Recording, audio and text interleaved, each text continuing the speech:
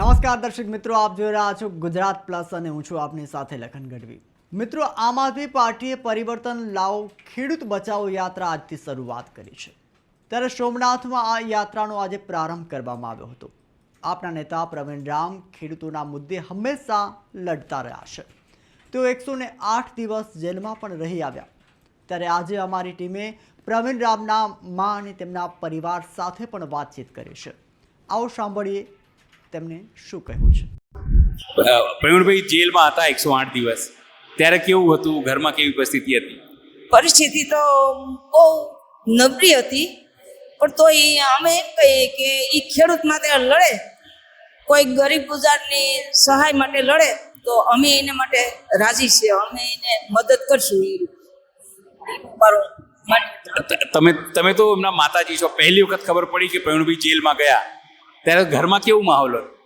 ઘરમાં માહોલ એટલે ગમતું નતું કઈ, એટલે આમ રાત જાય તો રાતે આપણે નીંદર ઉઠી જાય તો નીંદર ન આવે કે હું ત્યાં કરતો હોય છે, એને હું થતું હોય છે, પણ એ હિંમત દેતો કે મારે ગમે એ થાય કે હું તમે હિંમત દો ન દો હું પાછો નહીં હોત, અને હવે મારા ભાગ્યમાં એ થાય એ બોલતો, અમને હિંમત દેતો, અમે બધા બહુ આમ એમ થતું કે હું કરશું, પણ તો એ કોઈ દી હિંમત ન થાય એને માટે જેલ તો એને બહુ કે હું બળવાન બંધ થઈને આવ્યો એવું બોલ। એક મહત્વપૂર્ણ વાત એ છે કે પ્રવીણભાઈ સાથે રાજુ કરપડા પણ હતા, તમને ખ્યાલ હશે, પણ એ તો એમને પાર્ટી છોડી દીધી, શું કહેશો એમને લઈને? એ તો તમને મળવા પણ આવતા હતા? એ રાજુભાઈ કરપડા અમને મળવા ન થાય। અચ્છા, ના એ પણ જેલમાં જ હતા ને સાથે? જેલમાં હતા, પણ હવે એને હું કારણથી ગયા એ તો આપણને ખબર ન પણ એ તમને ક્યારે મળવા આવ્યા કે એની પહેલા બી ક્યારે મળતા આવ્યા હોય તો મને કઈ ખ્યાલ છે નહીં। આપનું બેની બેન શું થાવ છો આ પ્રવીણભાઈ? આંટી।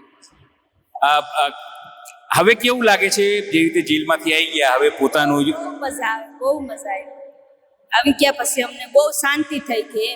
અમારો દિવાળીનો દિવસ હતો, અમને હરખો ઉજવ્યો નતો, કે એ વાડી વિના રહેતો ને, દિવાળીના દિવસે ને ગમે એમ કરીને એને વાડી આવવું જ પડે, એને બદલે એના સિવાય બીજા કોઈ પણ ભાઈઓ ન આવી ગયા કે મારા પ્રવીણભાઈ કે નથી તો અમારાથી કે નથી અવાય એમ, એટલે અમારી વાડી પણ થોડીક સૂની સૂની લાગતી હતી।